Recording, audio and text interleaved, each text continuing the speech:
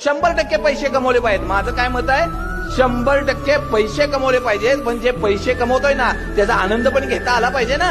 आणि ज्याच्यासाठी पैसे कमवतोय त्यांना वेळही देता आला पाहिजे ना. एका व्यक्तीनं आपली पूर्ण तरुणपण रिटायरमेंट नंतर आपण आनंदात घालवायचे आहेत, यासाठी प्रत्येक पैसे असे जपून जपून वापरले. आपलं मन मारून तो पैसे जपत राहिला आणि एक दिवस त्याला अटॅक येताना पुढे यमदेव आले.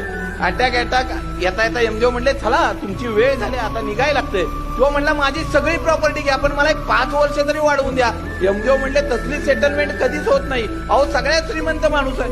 अरे नाही, तुझी सगळी पुंजी आता तुझ्या जवळ ठेव, पण चल आता. मग एक काम करा म्हणला, मला फक्त 2 मिनिटं तरी द्या.